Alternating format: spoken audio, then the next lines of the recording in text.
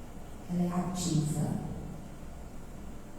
Ela pode se configurar como uma prece. Porque todas as vezes que você vai conversar com Deus, você estabelece uma relação de qualidade com Deus, você entra em estado de oração. Você pode até nem estar orando, você está só conversando com Ele, dialogando com Ele, reclamando para Ele, bem que eu reclamo. E o Senhor é negócio está bravo, né? Não maneira aí, porque, não sei, acho que eu estou com a conta de 2 pessoas nessa encarnação, que ninguém está pagando só a minha. Então, a gente vai conversando com Ele, para criar intimidade. Não é assim que Ele fala com os amigos da gente: ei, meu irmão, estou precisando do teu colo. Não é assim que a gente fala com as pessoas que a gente ama, não é assim que a gente fala com nossos amigos. É assim. Por que a gente não fala desse jeito com Deus? Né? É mais fácil se queixar da vida, é mais fácil jogar pedra nos outros. Não, gente. Conversa com Deus, constrói essa qualidade de relacionamento com Ele, como recomenda aqui o Emmanuel comentando o versículo de João, está lá 17:3. Porque resistência espiritual não é algo que a gente fica meditando, de olho fechado, trancado no nosso mundinho, esperando que um belo dia isso caia sobre nós como o advento do Espírito Santo. Não é assim que se constrói a resistência espiritual. Resistência espiritual é atitude, é construção, como diz o benfeitor Emmanuel. Não é passiva, é ativa. Por quê? Combina trabalho, fé e otimismo. Diz o benfeitor Emmanuel, no mesmo livro Vinha de Luz. Então, olha só, a resistência espiritual é como uma ferramenta que combina trabalho, fé e otimismo. E aqui o trabalho no bem. Não estou falando do emprego, porque o emprego é o que paga o nosso salário. Estou falando do trabalho, aquele que a gente faz de maneira voluntária, de boa vontade, sem cobrar reconhecimento. Aquele que a gente faz, o bem que a gente faz quando não tem ninguém olhando. Porque às vezes a gente faz o bem na frente das pessoas, mas quando não tem ninguém olhando, a gente faz o mal. Quando não tem ninguém olhando, a gente fofoca, a gente fala mal das pessoas. Quando não tem ninguém olhando, a gente joga pedra. Quando não tem ninguém olhando, a gente é cruel. Quando não tem ninguém olhando, a gente é maldoso. Quando não tem ninguém olhando, a gente julga, a gente discrimina. Então, ele está falando de um trabalho que vai além daquilo que a gente faz na frente das pessoas. Porque é muito fácil ser bom na frente dos outros. E na nossa intimidade, e quando ninguém está vendo, como é que nós somos? Então, essa resistência espiritual, ela é resultado do trabalho, da fé. Alimentar a minha fé. E ele diz, alimentar essa fé com otimismo. O otimista não é aquele que vive fazendo o jogo do contente, da poliana, né? Ah, tudo vai dar certo, tudo vai dar certo. Não, o otimista é aquela pessoa que sabe que a vida tem dificuldades, que a gente atravessa grandes desafios, mas que apesar deles, nós estamos o tempo inteiro sendo assistidos, amparados e acolhidos por um bem maior. Isso é otimismo. O otimismo é saber que no final de tudo nós seremos julgados unicamente pelo amor, como diz São João pela cruz. Nós seremos julgados pelo amor. Quem é o amor? Deus. João disse, Deus é amor. Nós seremos julgados pelo amor. Então tudo vai dar certo no final. Você pode odiar alguém, não se preocupe. Esse ódio é uma ferida que macula o seu coração. É você que está doente. Mas chegará um dia em que essa ferida irá sarar. E ela vai sarar de tal maneira que você vai ser capaz de amar aquela pessoa. Porque o ódio geralmente é o amor que adoeceu. Ninguém odeia alguém que nunca amou. Ah, a pessoa que eu nunca vi na vida, você nem quem é. Agora lá no Uruguai, eu odeio ela. Não é assim que acontece. As relações de amor e ódio, elas só se estabelecem porque nós temos uma história anterior.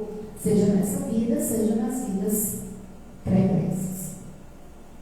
Todos nós passaremos passaremos por esse processo, né, de melhoria. Por isso que o convite é para que a gente trabalhe, para que a gente tenha fé, confie nesse Deus, mantenha uma qualidade de relacionamento com esse Deus, a fim de que nós possamos viver a vida com otimismo, ou seja, sabendo que o nosso futuro é o progresso.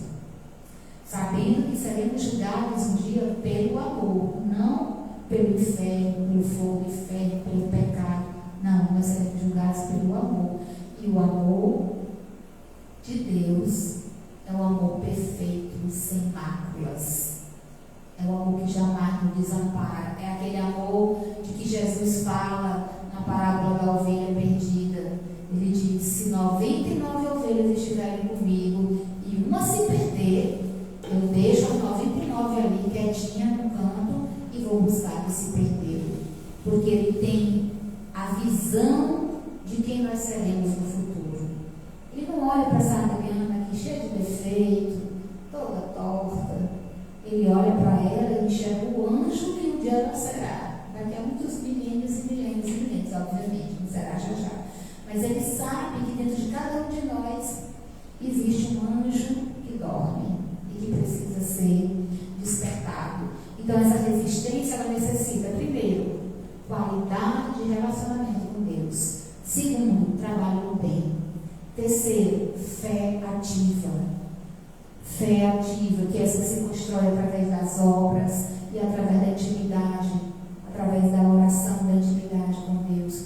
E otimismo, confiar no processo da vida. Não tem ninguém que é cruel, que é ruim, que é mau para todos sempre. Nenhuma dor perpetua para a vida inteira. Ter esse otimismo, porque se Jesus é apresentado para nós como modelo da resistência espiritual, nós que muitas vezes vivemos, moramos e ainda gostamos do cárcere das desilusões, da amargura, do remorso e do crime, porque muitas vezes nós nos complazemos em cometer os pequenos delitos, aqueles que o Evangelho diz assim, não são delitos aos olhos dos homens, mas são verdadeiros crimes aos olhos de Deus. Se nós ainda nos comprazemos dessas coisas, é porque ainda não iniciamos o processo da resistência espiritual. Então a gente precisa, para desenvolver essa resistência espiritual, de coragem. Coragem para quê? O Emmanuel diz na obra Alma e Coração. A gente precisa de coragem para aprender. Aprender o que eu ainda não sei. Se eu não sei amar, eu tenho que aprender a amar. Se eu não sei perdoar, a vida vai colocar várias situações dolorosas no seu caminho para que você aprenda a perdoar. Então é melhor aprender logo, depois sofrer menos, né? Então a gente precisa ter a coragem de aprender, a coragem para servir. Se eu sou muito orgulhoso, só quero ser servido, vai aparecer na minha vida várias circunstâncias que vão me colocar na situação de quem serve. Aprender a servir, aprender a compreender, aprender a esperar. Tem gente que é agoniada, quer tudo para ontem. Se as coisas não forem agora, já desse jeito, do jeito que eu quero. Aí quebra a cara, porque aí a vida começa. Manda situações, circunstâncias para a pessoa aprender a esperar. Por quê? Para poder criar essa fortaleza, criar essa resistência espiritual. E aí, quando nós desenvolvermos essa coragem de aprender, de servir, de compreender, de esperar, provavelmente, mais tarde, lá nos trechos mais difíceis da nossa caminhada humana, nós compreenderemos a importância da coragem de sofrer e abençoar, suportar e viver. Porque se a gente decidiu não aprender, não servir, não compreender e nem esperar, a vida vai nos ensinar a sofrer e a abençoar o sofrimento, a suportar e a viver, apesar de todo o sofrimento. Então a gente pode escolher, né?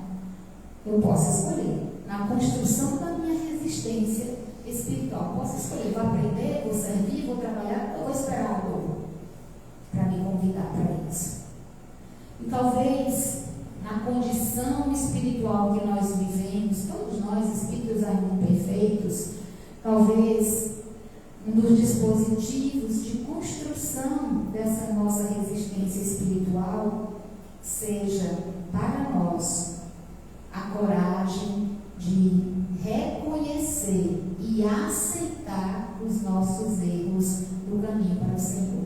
Eu achei isso aqui maravilhoso. Porque o Emmanuel tem um livro chamado Material de Construção. E no capítulo 36 ele diz que uma das formas mais eficientes da gente construir resistência espiritual é aceitar os nossos erros no caminho para o Senhor. Nós vamos errar muitas vezes caminhando na direção de Jesus. A gente pensa que está acertando e está errando. A gente acha que está fazendo o máximo. Que eu estou arrasando, que eu dei minha alma, dei minha vida. Isso aqui eu fiz com animado para fazer isso aqui. A gente acha que está arrasando, que fez o melhor que podia. E está errando no caminho para o Cristo. Então, ele diz que o processo de construção da nossa resistência espiritual necessita da nossa coragem de aceitar os nossos erros no caminho para o Senhor, de receber críticas com humildade, porque a maioria de nós, quando recebe qualquer crítica, qualquer observação, por menor que ela seja, se melindra, se magoa, se aborrece e às vezes vai se afasta da pessoa, porque vira inimigo, porque falta humildade. Receber críticas com humildade, sofrer em razão dessas mesmas faltas, porque todos nós sofremos quando erramos. Sofrer em razão dessas mesmas faltas, dessas nossas mesmas faltas, mas tudo fazer ao nosso alcance a fim de nos corrigir com paciência, sem perder, como diz o perfeito Emmanuel, o bom ânimo e seguir para frente. Gente, isso aqui é uma aula. Só isso aqui daria uma palestra inteira. Por quê? Porque a maioria de nós não faz isso. A maioria de nós não age dessa maneira. Quando alguém faz uma observação, faz um comentário, faz uma crítica, que é para o crescimento, que é para a melhoria, geralmente as pessoas se melindram, se aborrecem, se intrigam, viram as costas, viram inimigo. Não quero, pessoa não grata na minha vida, não quero mais, odeio essa pessoa, estou com ódio de fulano. A gente vai construindo isso e adoecendo. A outra pessoa nem sabe que você está com ódio dela, a outra pessoa nem sonha que você está carregando esse tipo de sentimento. E você vai adoecendo, o seu coração vai adoecendo. Seu sistema imunológico adoece. Toda a carga de hormônio do seu corpo fica adoecido quando você carrega ódio. Então, a gente precisa, como diz o perfeito Emmanuel, aceitar a humildade, sofrer em razão dessas faltas e buscar nos corrigir com toda a nossa força, com bom ânimo, para seguir adiante. E aí ele diz, em uma outra obra, chamada Nesse Instante, ele diz que é indispensável para que a gente construa essa resistência espiritual, conservar a força espiritual que todos nós trazemos. Porque todos nós trazemos em nós essa fortaleza espiritual. Afinal de contas, somos filhos de Deus. É indispensável conservar essa fortaleza espiritual para manter, a benefício de todos os outros, manter em nós a coragem de ser fiel às leis de Deus, que é uma tarefa também difícil, nos manter fiéis às leis de Deus. Portanto, para que a gente possa ir fechando esse nosso raciocínio e concluindo essa nossa reflexão, nós precisamos nos lembrar que no processo de construção de resistência espiritual, a verdadeira coragem, aquela exemplificada por Jesus, a verdadeira coragem do Cristo dentro do processo de construção da resistência espiritual, a verdadeira coragem é a lealdade inabalável ao bem. Quem de nós é leal de maneira inabalável ao bem? Nenhum. Todos nós somos imperfeitos. Ele diz, para a construção dessa fortaleza fortaleza espiritual, dessa resistência espiritual, é necessário a coragem da lealdade inabalável ao bem, mesmo quando o mundo parecer desabar sobre os nossos próprios ombros.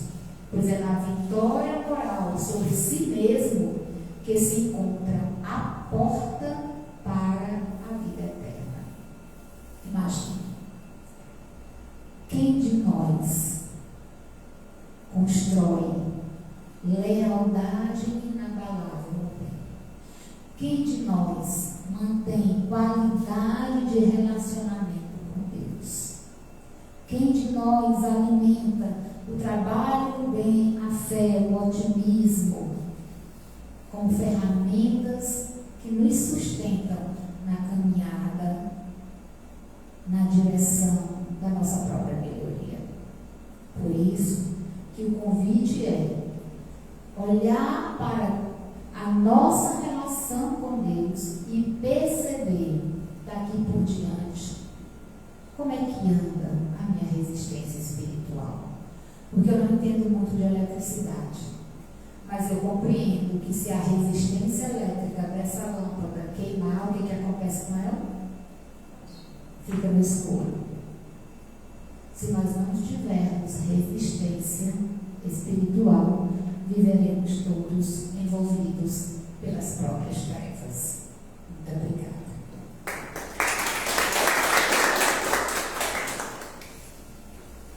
Então vamos agradecer as palavras que chegaram até nós, da nossa querida Adriana Paula. Dizer para vocês que estão nos acompanhando pela internet que logo em seguida tem o link do passe virtual, e os que estão aqui de forma presencial, vamos nos encaminhar para o passe. Muito obrigada.